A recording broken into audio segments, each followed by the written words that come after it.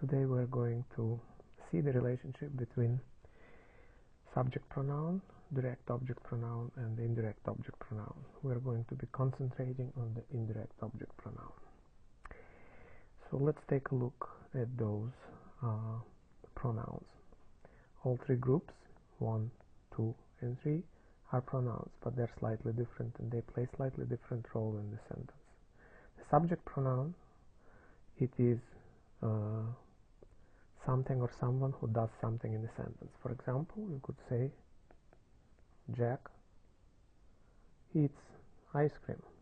Who eats Jack? What does he eat? He eats ice cream. So there are two questions that you can pose there. Who eats and what does he eat?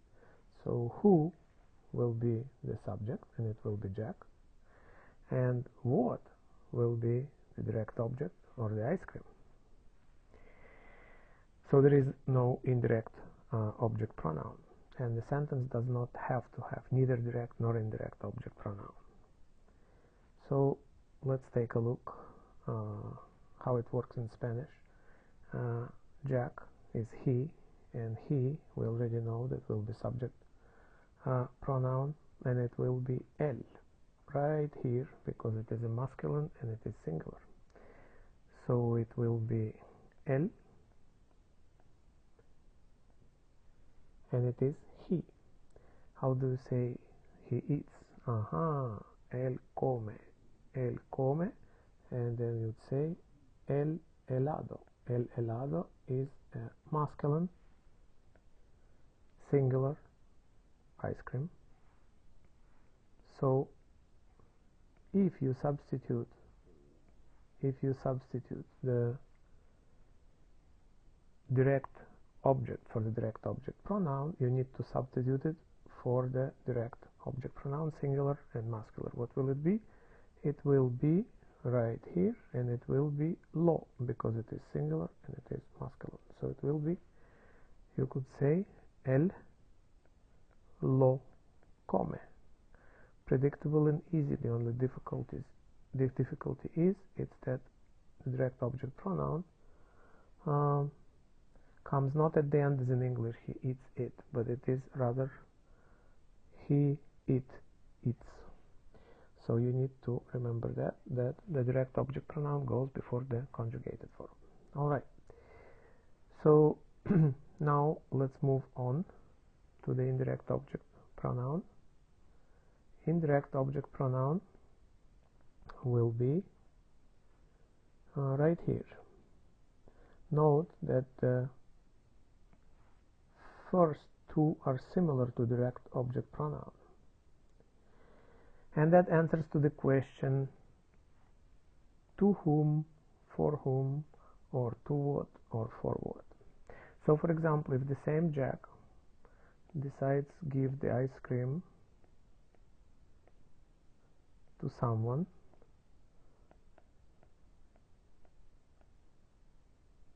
he gives the ice cream to someone, that someone will be the indirect object. Why?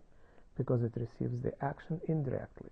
What does receive the action directly? It's the ice cream. It is the direct object. The indirect object will be this person. So let's say that will be Jill. So we will need to find out that indirect object singular feminine coincides with in the indirect object singular masculine. So it will be le, and you will see that it will be el le da el helado, which means he to her gives the ice cream. The ice cream is the direct object, and she is the indirect object because she answers to the question for whom, for what, or to whom, to what, right? So it is to whom, to Jill.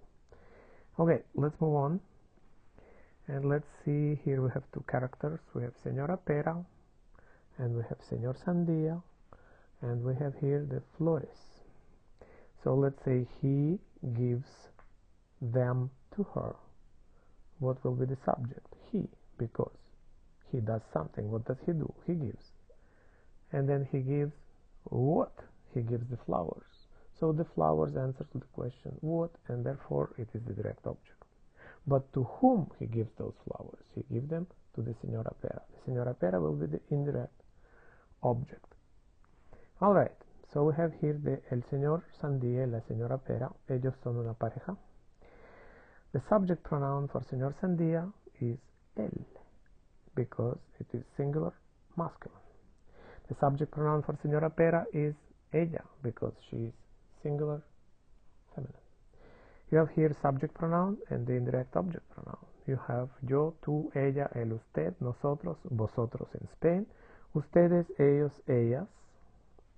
You have here indirect object pronouns me, te, le, no gender, nos, os, only in Spain, les. So let's take a look. Él saluda a ella. Él saluda a ella would be he greets. He greets whom? He greets her. So she is the direct object. So we cannot use here the indirect object pronoun. Ella ve al señor Sandía. She sees the señor Sandía. She sees him. Whom does she see? She sees him. Therefore it is direct object. He sees her. That is also direct object. So in this case we cannot use the indirect object pronouns. These are all direct objects answering to the question whom or what. These two verbs, dar and decir, can be used with the indirect object pronoun. Why? Because the question can be posed. To whom, to what? You can give or say something to someone, correct? Yes. So here we have the conjugations of those verbs. And then we have the indirect object pronouns here. Me, te, le, nos, os, in Spain, les. Él le da las flores. He, subject, le, to her, gives what? Flowers. So you have subject, indirect, verb, direct. So here that le corresponds to her, to whom he gives the flowers, to her. That's why you choose that le, which is the singular, genderless, indirect object pronoun. Ella, subject pronoun. Le, indirect object pronoun, to him, she says to him. And again, it will be the same le because it has no gender. Dice, says, gracias. She says thank you to him.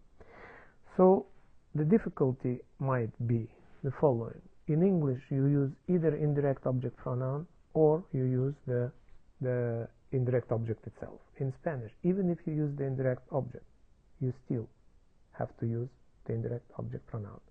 And from the English point of view, it can be quite redundant. So it will be, I give the money to him, to Jack. If you say to him, you don't say to Jack. If you say to Jack, you don't say to him. But in Spanish, you have to say to him, whether you say to Jack or you don't say to Jack. So note that it does sound redundant. I know it's redundant, but it is the way it is, and languages are arbitrary and not completely logical, so you will need to deal with it. The most important thing, if you see this example, to him I bought a book to my brother. You mentioned my brother and you still say to him. Redundant? Yes. And yet it is completely correct.